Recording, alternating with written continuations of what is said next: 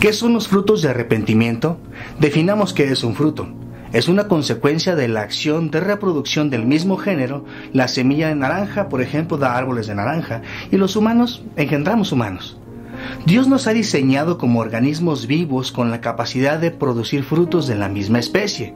Pero cuando hablamos acerca de los frutos de arrepentimiento, estamos hablando entonces de que los frutos de todo aquel que se diga ser cristiano tiene que tener pruebas visibles de ello. Ahora, arrepentimiento es el acto de reconocer el pecado como una consecuencia que te ha llevado a separarte de la presencia de Dios, y que dicho acto debe ser declarado, reconocido delante de Dios con la convicción de dejar ese camino, el cual te ha llevado a la separación.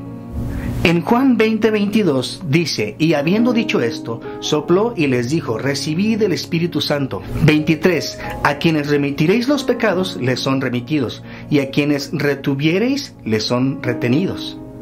Remitir quiere decir perdonar, alzar la pena, eximir o liberar de una culpabilidad.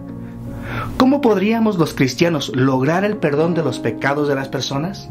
Lucas 24, del 45 al 47, cuando Jesucristo se les aparece a sus discípulos, dice la palabra: entonces les abrió el entendimiento para que comprendiesen escrituras, y les dijo: así está escrito, y así fue necesario que el Cristo padeciese y resucitase de los muertos al tercer día, y que se predicase en su nombre el arrepentimiento y el perdón de pecados en todas las naciones. Al recibir este mandato, que forma parte de la Gran Comisión, los discípulos no debían predicar el perdón de pecados sin el requisito del arrepentimiento. Cuando ofrecemos la salvación sobre la base de una fe fácil, o por la simple aceptación de la salvación gratuita, o solamente confiar en Cristo como Salvador, sin el compromiso del arrepentimiento, esto es insuficiente a la luz de la exigencia que Cristo hace del arrepentimiento para la salvación. El arrepentimiento implica el abandono del pecado. Este siempre ha sido un elemento esencial del verdadero evangelio del Nuevo Testamento.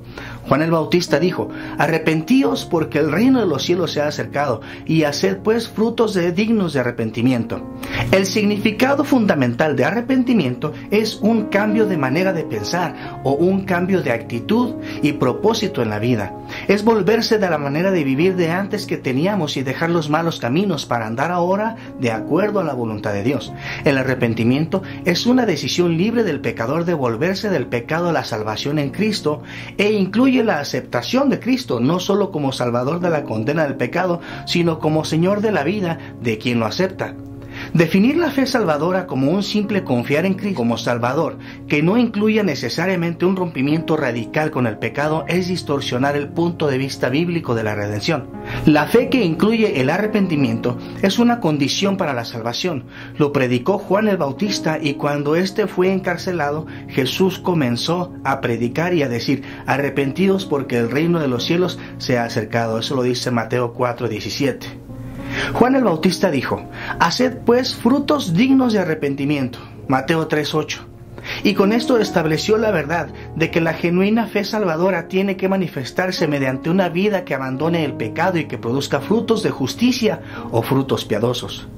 Pedro dijo en su predicación el día de Pentecostés, dijo: así que arrepentíos y convertíos para que sean borrados vuestros pecados. Hechos 3:19.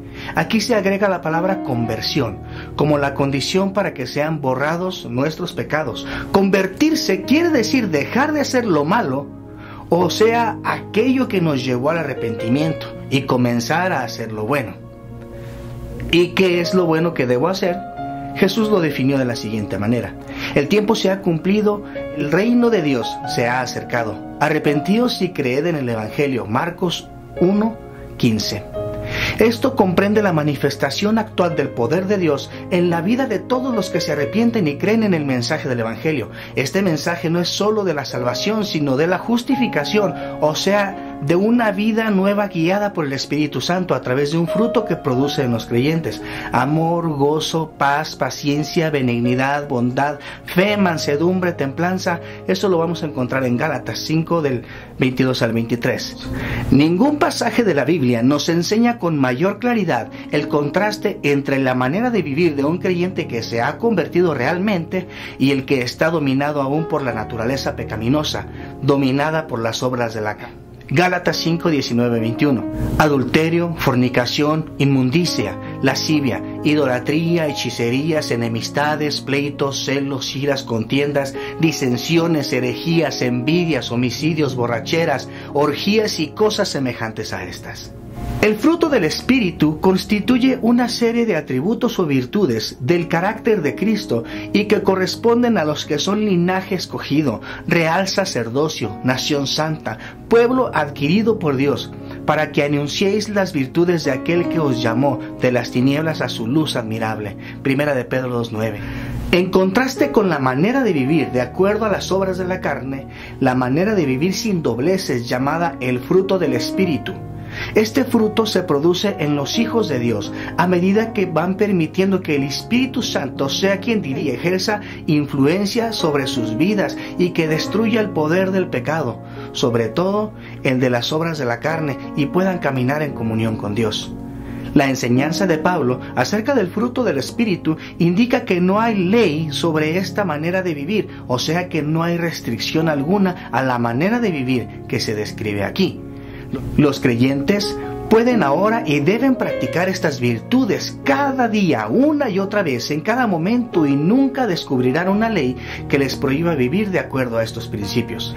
¿De qué manera se producen los frutos dignos del arrepentimiento? Jesús dijo en Juan 15 del 4 al 5, permaneced en mí y yo en vosotros. Como el pámpano no puede llevar fruto por sí mismo si no permanece en la vid, así tampoco vosotros si no permanecéis en mí. Yo soy la vid, vosotros los pámpanos. El que permanece en mí y yo en él, este lleva mucho fruto, porque separados de mí, nada podéis hacer. Después de creer en Cristo, de arrepentirse y de ser perdonado, uno recibe la vida eterna y el poder para permanecer en él. Una vez que recibimos ese poder, uno debe aceptar su responsabilidad en la salvación y permanecer en Cristo. Permanecer significa quedarse, continuar o vivir unido a alguien o a algo.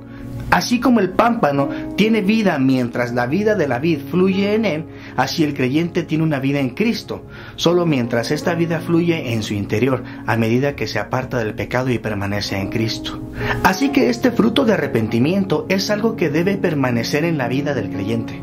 Es algo que empieza con el arrepentimiento y va a determinar la vida del que ha sido verdaderamente salvo. Es lo que llamamos vivir en santidad. Te invito a que compartas este video con alguien más. Si este video te fue de bendición, seguro que puede ser de bendición para alguien más. Por favor, suscríbete, dale like y compártelo. Nos vemos en la siguiente.